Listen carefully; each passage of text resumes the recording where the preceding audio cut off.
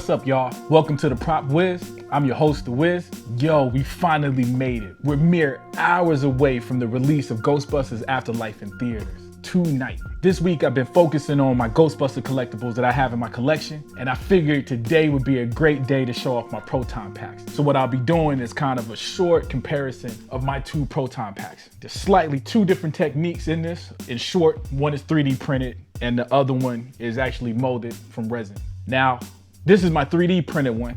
You probably seen my series where I'm building, and if you've seen that, then you're probably aware that this one is not finished yet, but I thought it was complete enough to be able to compare it to this. There's enough of it here to where we can kind of look at it side by side. And right from the jump, one of the biggest difference, even looking at the video, is probably the color. This one is a lot more darker, a lot more black than this one. That's because this one's a few years old, it's collected dust. I went with the weathered look, so it gets dusty. I never dust it off because I think it adds on to the old school look. Most of the weathering, of course, is fake, except for the dust, man. There's real dust on this bad boy, and I'm real proud of that. We'll start with the kit pack. It's crazy, man, looking at this pack because I've come so far. At the time, I didn't own any 3D printers, didn't own any resin printers. Wasn't really big into making things myself. I really just wanted a Proton Pack. And the cheapest way to get a Proton Pack for me at that time was to buy it in pieces. So the kit was the perfect thing. I didn't have to buy all the parts at the same time. The first thing that I actually copped was the Proton shell, which is the main part, the bumper, and also the metal motherboard that actually already came attached to the shell. I got that little kit, I think it was like $380, maybe $400 from Ben of Kent off of Etsy. After buying the shell, I think about a month later, I started buying the other items. I did get a metal booster tube. I ended up getting the gun kit, crank knob, the metal part of the bumper, all these little red and blue tubes, all the wires, these little small brass parts, all that stuff I got off of GB Fans. And then I got authentic resistors off of Etsy. All in all, it took me about 4 months to build this, but most of that time was waiting. If I had all the parts on hand, it probably would have took me 3 or 4 days max to build this. And even that, most of that time would have been spent waiting for the paint to dry, the glue to dry, things like that. Putting this thing together was super easy. This Proton Pack probably cost me between $600 and $700 to complete. But again, I had the leisure of breaking up the payments, as I only bought parts as I needed them when I needed them. Now, I said the build was super easy, except for the electronics. The electronics for me was a handful. I had tried to do the electronics myself. I suck at it. What I ended up doing was going to GB Fans and buying one of their electronic kits. That made things a little bit easier, considering the electronics itself is all plug and play, but mounting the electronics, I ran into a little bit of challenges. Again, that was probably just me, so nothing to scare you. It was probably easy. Just lining the electronics and the lights exactly where they needed to be was just a little bit challenging. One of them things I had to open it up, drill holes, mount it, didn't get it right, had to go back and do it again. But all in all, still didn't make it a long process. It was just a little trial and error, and hopefully I won't have that issue with the second one. Talking about the electronics, it doesn't make sense for this thing to be sitting here and not be on, right?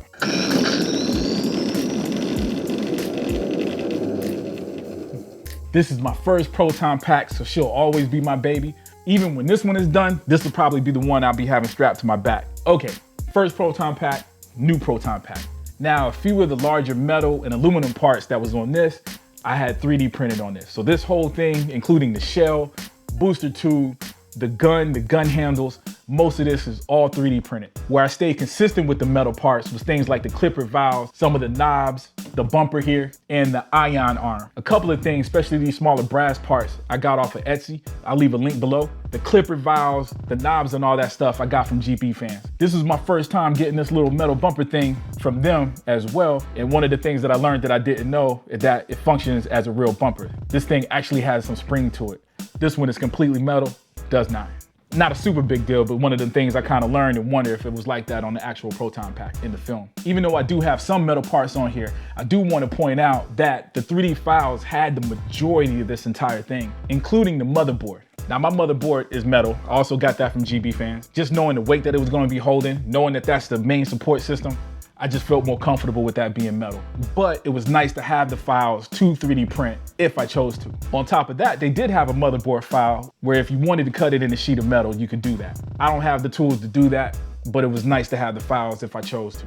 Good to have options. I think in the video where I was building this, I kind of explained why I went with the metal parts, and that was simply just to give it a level of realism, gives it a little bit more weight. And to be honest with you, some of these parts that I bought, Though I wouldn't call them cheap, they weren't super expensive either. So it was real easy for me to buy those and apply it to this pack. Now, overall, one difference between this pack and this one is that this one is a lot lighter, but I do have a feeling that has to do more with the electronics. You gotta think, besides the electronic kick, this is missing the battery and also the speaker, which is gonna add a lot of weight to this. And don't get me wrong, of course, I've worn this on my back.